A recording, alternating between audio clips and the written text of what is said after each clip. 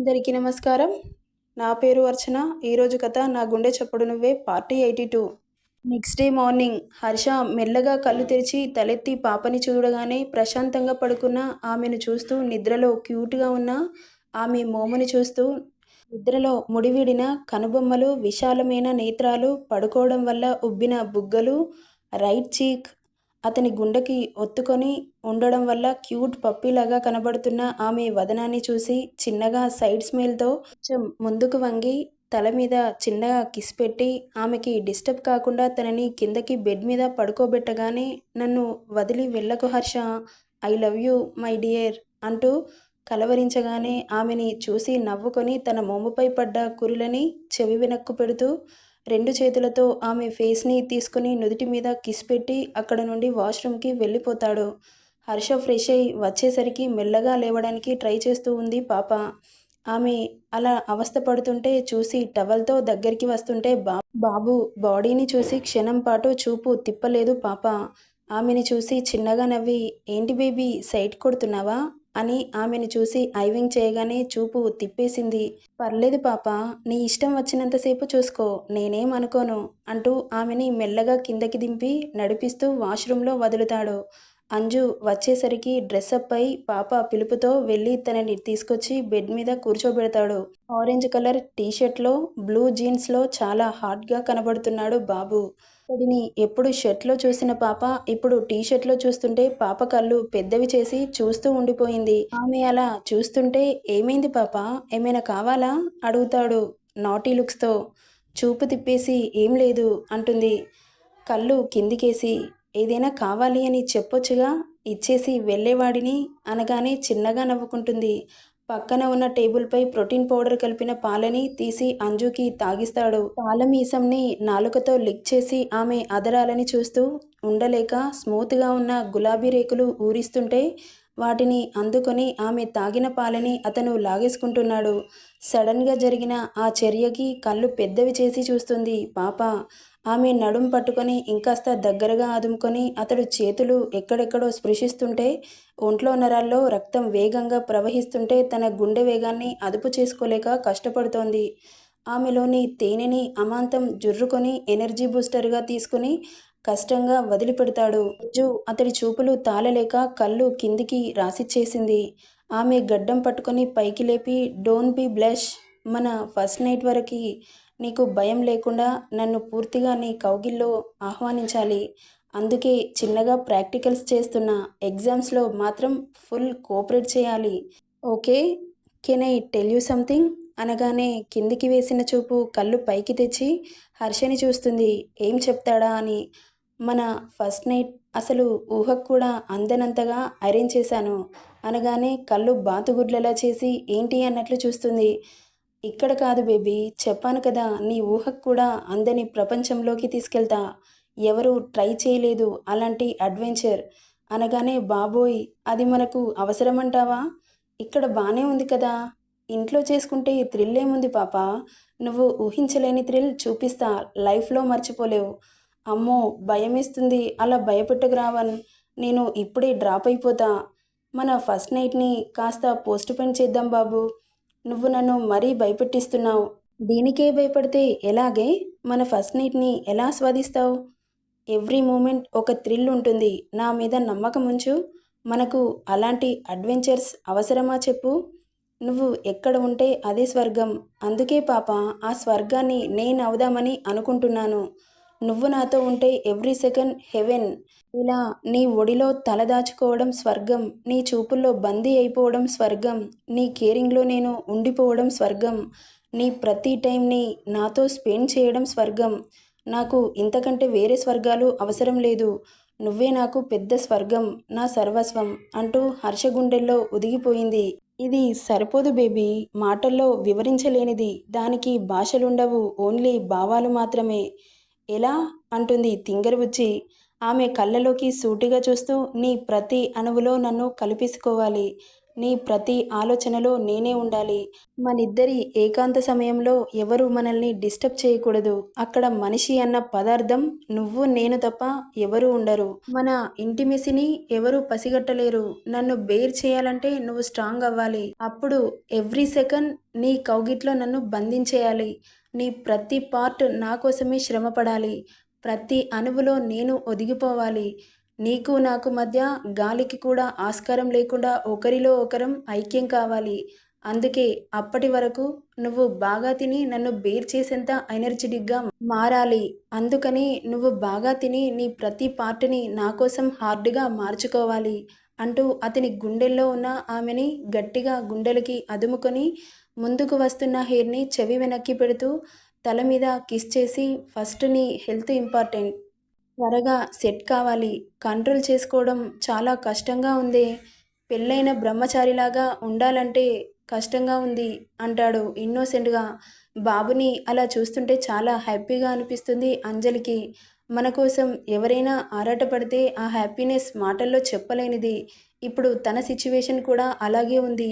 సర్లే, ఇదిగో ఈ ట్యాబ్లెట్స్ వేసుకో, హాస్పిటల్కి టైం అవుతుంది, నేను వెళ్తాను, నువ్వు రెస్ట్ తీసుకో అంటూ తనకి ట్యాబ్లెట్స్ వేసి బెడ్ రెస్ట్కి అడ్జస్ట్ చేసి ఆమెను చూసి చిన్నగా నవ్వుతూ సిగ్గుతో ఎర్రబడిన కెంపులని సుతారంగా మీటుతూ ఆ బుగ్గల మీద ముద్దులు కురిపించి బాయ్ బేబీ అని చెప్పి అక్కడి నుండి వెళ్ళిపోతాడు. తను ఉన్నంతసేపు ఈ లోకాన్ని మర్చిపోయి అతడే సర్వస్వం అని బ్రతికేస్తోంది. తను వెళ్ళిన సెకండ్ ఒంటరిగా ఫీల్ అవుతూ ఈ లోకంలో అతడు తప్ప ఎవరూ లేరు అన్న లోన్లీనెస్ ఆమెను చుట్టుముడుతుంది. అప్పటి వరకు ఆమెతో చేసిన అల్లరిని గుర్తు చేసుకొని తనలో తానే నవ్వుకుంటూ ఉంటుంది. హర్ష కిందకి వచ్చి, మామ్, అత్తయ్య ఎక్కడున్నారు? వస్తుంది నాన్న, నువ్వు బ్రేక్ఫాస్ట్ చేయి అనగానే బ్రేక్ఫాస్ట్ చేస్తుండగా లక్ష్మి కిందకి వచ్చి దేవుడి గదిలోకి వెళ్ళి నమస్కారం చేసుకొని, అత్తయ్య మీరు కూడా తినండి, హాస్పిటల్లో ఎంత టైం అవుతుందో ఏంటో అనగానే సరే బాబు అని అల్లుడు బ్రేక్ఫాస్ట్ ఫినిష్ చేసిన తర్వాత లక్ష్మి కూడా బ్రేక్ఫాస్ట్ చేసి, అంతలో కిరణ్ రావడంతో, కిరణ్ నువ్వు కూడా బ్రేక్ఫాస్ట్ చెయ్యు, హాస్పిటల్కి వెళ్దాం. నేను ఆల్రెడీ చేశానురా. ఓకే రెడీనా? హా. అంతలో హాస్పిటల్ నుండి కాల్ రావడంతో బయటకు వెళ్ళి మాట్లాడతాడు హర్ష. లక్ష్మి బ్రేక్ఫాస్ట్ చేయడం ఫినిష్ కాగానే ఒకసారి అంజలిని కలిసి వస్తాను బాబు అని ఆమె రూమ్కి వెళ్ళి, అమ్మా అంజు, నేను హాస్పిటల్కి వెళ్తున్నాను అనగానే తల్లిని దగ్గరికి తీసుకొని, నువ్వు ఎలాంటి భయాలు పెట్టుకోకమ్మా, నాకేం భయం తల్లి, అల్లుడి గారు ఉన్నారుగా. అంజుకి లోపల నుండి వస్తున్న కన్నీళ్ళని కష్టంగా ఆపుకుంటూ, జాగ్రత్త అమ్మా, నా హెల్త్ బాగుంటే నేనే నీతో వచ్చేదాన్ని, ఏం పర్వాలేదు తల్లి, కొండంత అండగా అల్లుడు గారు ఉన్నారు కదా, నాకు ఎలాంటి భయం లేదు, నువ్వు టెన్షన్ పెట్టుకోకుండా ఆరోగ్యాన్ని కాపాడుకో, నేను వచ్చేసరికి నువ్వు నా కళ్ళ ముందు తిరుగుతూ ఉండాలి, సరే అమ్మా అని అమ్మని ఇంకాస్త గట్టిగా హత్తుకొని బిడ్డని దగ్గరికి తీసుకొని ఆమె నుదుటి మీద ముద్దు పెట్టి వస్తాను అని అక్కడి నుండి కిందకి వెళ్ళిపోతుంది. వెళ్తున్న తల్లిని బాధగా చూస్తూ కాసేపు గట్టిగా కళ్ళు మూసుకొని తనకు తానే ధైర్యం చెప్పుకుంటుంది. లక్ష్మి కిందకి రాగానే, వదిన గారు వస్తాను, శ్వేత, ఆనంద్ మీరు అత్తయ్యని ఇబ్బంది పెట్టకూడదు అని జాగ్రత్తలు చెప్పి వాళ్ళని కూడా దగ్గరికి తీసుకొని వెళ్ళొస్తాను అని చెబుతుంది. జాగ్రత్తమ్మా అని చెబుతారు.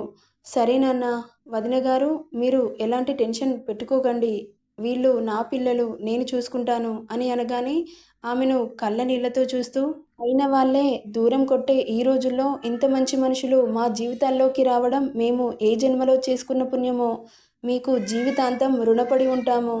అలా అనకూడదు వదిన గారు, నా కోడలు తల్లిగారు అంటే నా సొంత మనుషులు, మీరు ఎలాంటి ఆలోచనలు పెట్టుకోకుండా మీ ఆరోగ్యాన్ని మీరు కాపాడుకోండి, వీళ్లకు ఎలాంటి ఇబ్బంది కలగకుండా నేను చూసుకుంటాను అనగానే, సరే వదిన గారు వస్తాను అని బయట లక్ష్మి కోసమే వెయిట్ చేస్తున్న హర్ష కిరణ్ దగ్గరికి వచ్చి కార్లో కూర్చుంటుంది. లక్ష్మి కూర్చోగానే కార్ స్టార్ట్ చేసి డైరెక్ట్గా హాస్పిటల్కి తీసుకెళ్తాడు. ఎలా ఉన్న జీవితం ఎలా అయిపోయింది, నా జీవితంలో నా గుండె ఆపరేషన్ జరుగుతుందో లేదో అనుకున్నాను, కానీ ఆ దేవుడు ఈ దేవుడిని పంపించాడు అని ఆలోచనలో ఉండగా హాస్పిటల్ రానే వస్తుంది. హాస్పిటల్ సెల్లార్లో కారు పార్క్ చేసి లోపలికి వెళ్తారు ముగ్గురు. డాక్టర్ అపాయింట్మెంట్ తీసుకొని హర్ష లక్ష్మిని తీసుకొని డాక్టర్ దగ్గరికి వెళ్తాడు. ఆమె స్కానింగ్ రిపోర్ట్స్ అన్నీ చెక్ చేసి ఆమె హెల్త్ కండిషన్ ఎలా ఉందో 2 డేస్ అబ్జర్వేషన్లో పెట్టి ఆమె బాడీ సర్జరీకి తట్టుకుంటుందో లేదో ఈ టెస్ట్లు చేస్తాం. టెస్ట్‌లన్నీ నార్మల్ వస్తే సర్జరీ ఎప్పుడు చేయాలో చెబుతాం అని ఆమెని హాస్పిటల్‌లో అడ్మిట్ చేసుకుంటారు. లక్ష్మికి ఎలాంటి ఇబ్బంది కలగకుండా హర్షకి తెలిసిన డాక్టర్స్ ఉండడంతో వాళ్ళతో మాట్లాడి లక్ష్మిని అడ్మిట్ చేస్తారు.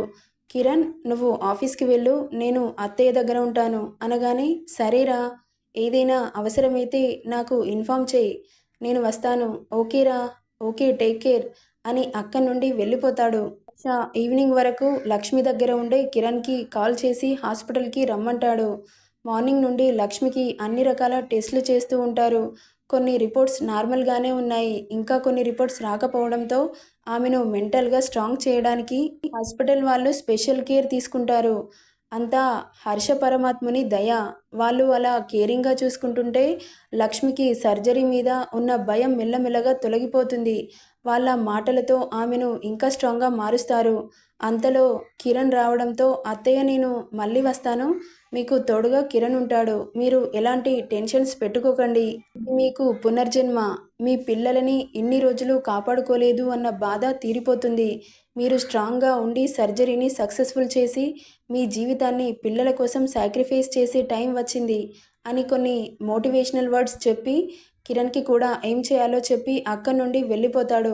ఆఫీస్లో చాలా వర్క్ పెండింగ్లో ఉండడంతో వెళ్ళినప్పటి నుండి చాలా బిజీ అయిపోతాడు. అంత బిజీలో కూడా అంజు గుర్తు రావడంతో ఆమెకు కాల్ చేసి క్షేమ సమాచారాలు కనుక్కొని, నేను వచ్చే వరకు లేట్ అవుతుంది, నువ్వు తినేసి పడుకో, నా కోసం వెయిట్ చేయకూడదు, ప్లీజ్ రావణ్, నిన్ను చూడక చాలాసేపు అవుతుంది, నేను పడుకునే వరకైనా రావచ్చు కదా అనగానే, ఓకే, ఐ విల్ ట్రై అనగానే తనని ఇంకా ఇబ్బంది పెట్టడం ఇష్టం లేక సరే అంటూ కాల్ కట్ చేస్తుంది. పాప బాబు కోసం డ్రీమ్స్లో విహరిస్తూ ఉండగా, నువ్వు రాకముందు జీవితం గురుతైన లేదని, నిన్ను కలుసుకున్న క్షణం నన్ను వదిలిపోనని, ప్రతి గడియ ఓ జన్మగా నే బ్రతుకుతున్నానని, ఈ మహిమ నీదేనని నీకైనా తెలుసాని నీకు చెప్పాలని అలా ఊహల్లో తేలుతూ ఉండగా, అక్క, వదిన అంటూ అరుపులకి ఈ లోకంలోకి వస్తుంది పాప. నెక్స్ట్ ఏం జరుగుతుందో నెక్స్ట్ పార్ట్లో చూద్దాం. ఈ స్టోరీ నచ్చితే లైక్ చేయండి, షేర్ చేయండి, సబ్స్క్రైబ్ చేసుకోండి friends. Thank you for listening. Story ఎలా ఉందో కామెంట్ చేయడం మాత్రం మర్చిపోకండి.